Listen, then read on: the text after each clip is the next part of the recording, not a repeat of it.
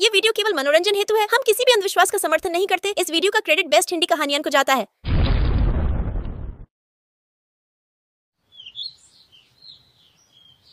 बहुत पुराने समय की बात है। किसी गांव में महेश और सुरेश नाम के दो भाई रहा करते थे।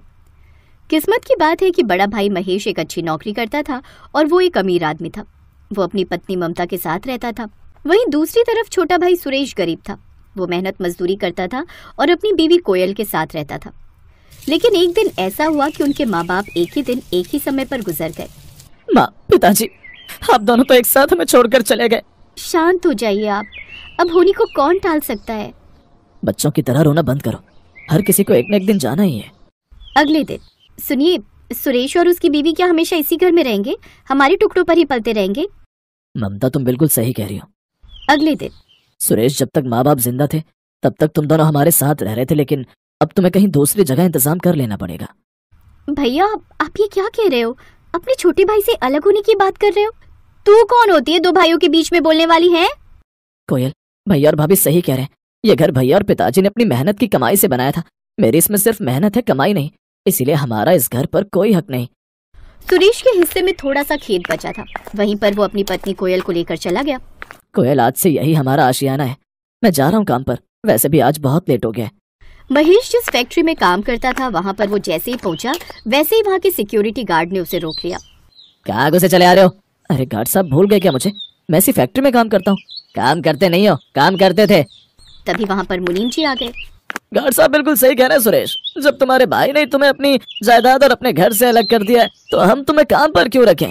अभी तक तुम उनकी गारंटी पर काम कर रहे थे, पर अब वो गारंटी खत्म हो चुकी है। तुम कहीं दूसरी जगह काम देख लो। ये सुनकर सुरेश को बहुत बड़ा सदमा लगा। उसने मुनीम से कुछ नहीं कहा और आसपास की दूसरी कंपनियों में बहुत सारी दुकानों में काम ढूंढने की कोशिश करने लगा, लेकिन उसे कहीं काम नहीं मिला। अरे, आज आप जल्दी आ गए। सुरेश ने सारी बात कोयल को बता दी। आपको बुरा लगेगा लेकिन मैं फिर भी कहूंगी, आपके बड़े भैया तो आपके साथ ऐसी हरकत कर रहे हैं जैसे वो आपके भाई नहीं बल्कि दुश्मन हो। और इसमें आपके भैया की भी पूरी गलती नहीं है। सब कुछ ममता भाभी का किया धरा है। दिन रात वो महेश भैया के कान भरा करती हैं।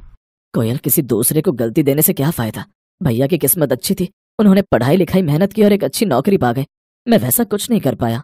ऐसे दिन बीतते गए लेकिन सुरेश को कहीं काम नहीं मिला और उसके छोटे से खेत में मूंगफली की फसल तैयार हो गई थी। कोयल, लगता है इस बार मूंगफली की फसल बहुत अच्छी हुई है। मैंने फैसला किया है कि अब कहीं नौकरी नहीं करूंगा बल्कि मूंगफली बेचूंगा। मूंगफली की पट्टी बनाकर बेचूंगा और साथ ही साथ एक छोटी सी चाय की दुकान भी खोल लूंगा। हाँ, ये सबसे अच्छा तरीका है। अगले दिन कोयल और सुरेश मिलकर अपने खेत की खुदाई करने लगे। तभी वहाँ पर चुपके से ममता आ गई और दूर से खड़ी होकर उनकी हालत पर हंस रही थी। अच्छा हुआ कि हमने इन्हें घर से बाहर निकाल दिया वरना इनकी गरीबी देख देख कर हम भी एक दिन गरीब हो जाते। सुरेश और कोयल खुदाई कर ही रहे थे कि तभी अचानक खेत के अंदर से एक जादुई मूंगफली निकली और देखते ही देखते उसका आकार बड़ा हो गया। ये क्या निकला इस खेत से? इतनी बड़ी मूंगफली तो मैंने आज तक नहीं देखी। तभी अचानक उस मूंगफली से एक आवाज आने लगी। मैं एक जादुई मूंगफली हूँ। तुम दोनों की मेहनत और आपस में असीम प्रेम की वजह से मैं तुम दोनों से बहुत प्रसन्न हूँ। इस मूंगफली का तेल निकालकर अपनी रसोई घर में भगवान के सामने दिया जला देना। तुम्हारा रसोई घर सोने का बन जाएगा। इतना बोलकर वो मूंगफली जमीन पर गिर गई। कोयल, हमने आज तक किसी के साथ ना ही गलत किया है, ना ही किसी के बारे में गलत सोचा है। शायद हमें उसी का फल मिला है। चलो इस मूंगफली का तेल निकालते हैं और फिर भगवान के सामने दिया जला देते हैं। देखते हैं सच होता है या नहीं। ये अनपढ़ और गरीब लोग भी ना किसी की भी बात मान लेते हैं। जादू वादू कुछ नहीं होता। ये लोग भिखारी थे और भिखारी रहेंगे। इतना कहकर ममता वहाँ से चली गई। इधर अब सुरेश ने उस मूंगफली का तेल निकाला और रात में उसी तेल से भगवान के सामने दिया जला दिया। और जब सुबह दोनों सोकर उठे तो उनकी रसोई सोने की बन चुकी थी। सुरेश, ये तो कमाल हो गया। हमारे रसोई घर में रखी हर एक चीज सोने की हो गई। अब सारी तकलीफें दूर हो जाएंगी और अब हम बहुत बड़ा ढाबा भी खोल सकते हैं। एक अच्छा घर भी बनवा सकते हैं। हाँ कोयल, तुमने बिल्कुल सही कहा।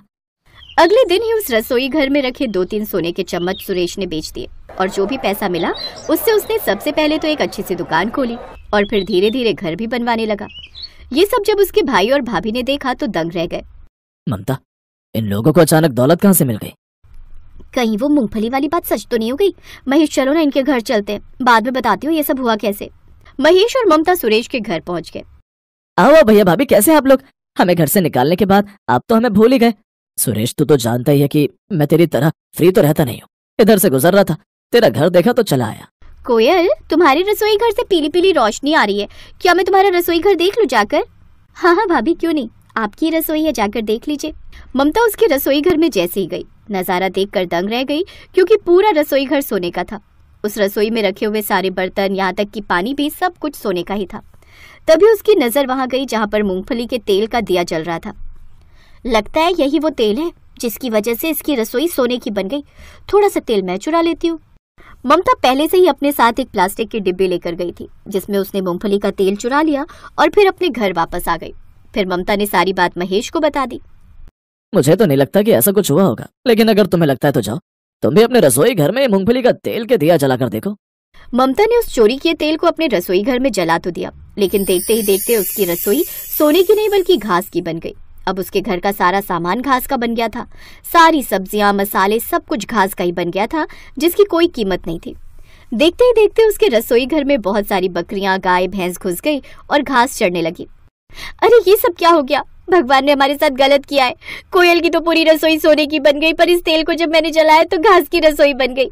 ये सारे जानवर देखो हमारे घर में घुस आए हैं। उस चोरी के तेल से उन लोगों का इतना नुकसान हुआ कि महेश की नौकरी चली गई। उनका पूरा घर घास का बन गया। वहाँ जानवर ही जानवर आ गए।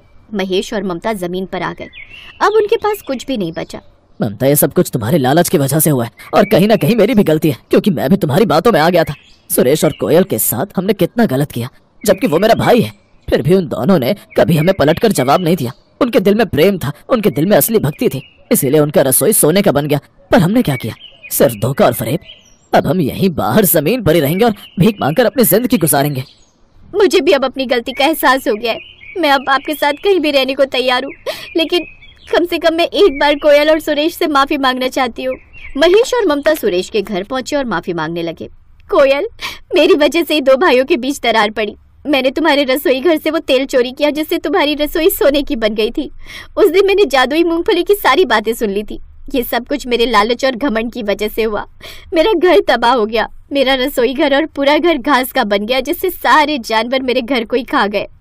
कोई बात नहीं, आज से हम सब मिलकर एक साथ रहेंगे। अब वो चारों एक साथ खुशी खुशी रहने लगे। राजसमंद नामक एक गांव में जगमोहन अपनी पत्नी सोमा और बेटी गुड्डी के साथ रहता था। जगमोहन के पास जमीन तो थी, लेकिन साधन ना के बराबर थे। कुछ समय पहले उसके पास बैल थे, लेकिन घर के हालात बिगड़ने के कारण उसने उन्हें बेच दिया। उनकी हालत बहुत ही दयनीय स्थिति में थी। घर के हालात देख उसकी पत्नी सोमा ने उससे कहा, मेरी बात मान लीजिए जी, मुझे ठाकुर के यहाँ काम करने दीजिए। साफ सफाई और घर के काम ही तो करने हैं। क्या फर्क पड़ जाएगा अगर मैं वहाँ जाकर काम कर दूं?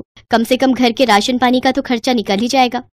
ऐसी बात मत किया कर रेनू की माँ, तेरी बातें मेरे दिल को छलनी कर देती हैं। ये मेरे लिए मर मिटने जैसा हो जाता है। सोमा, तुम जानती नहीं हो उस ठाकुर की नीयत कितनी गंदी है।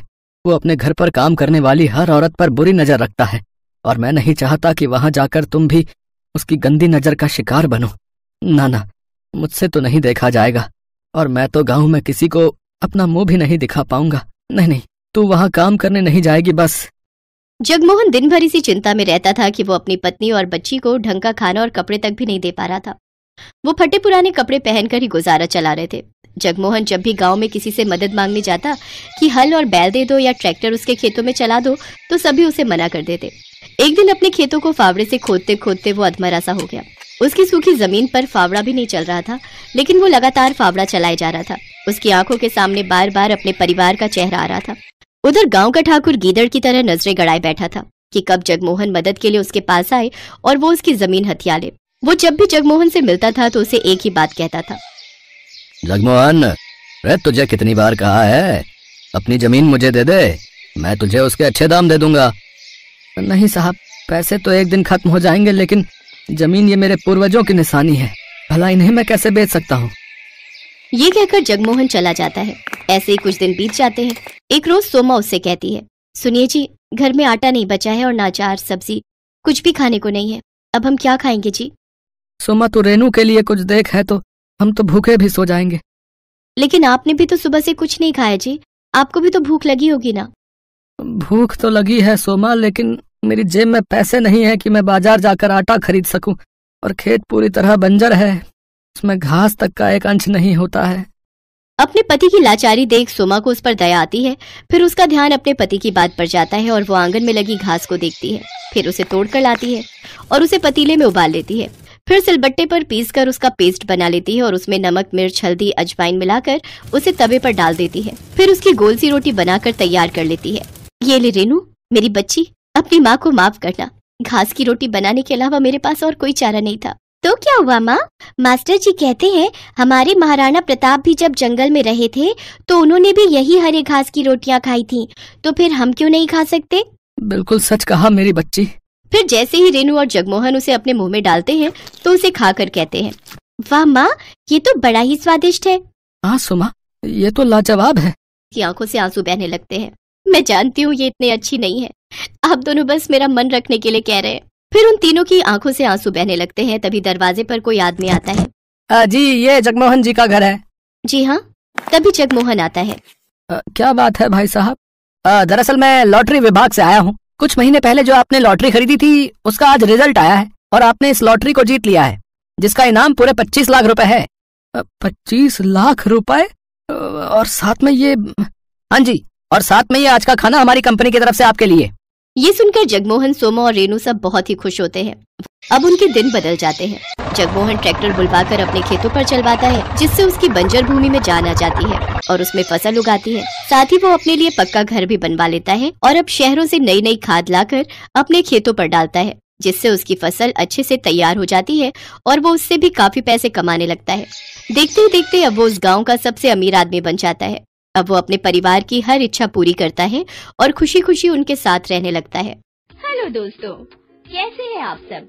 हमारी कहानियाँ देखने के लिए हमारे चैनल को सब्सक्राइब कीजिए और हाँ, बेल आइकॉन पर क्लिक करना मत भूलिएगा।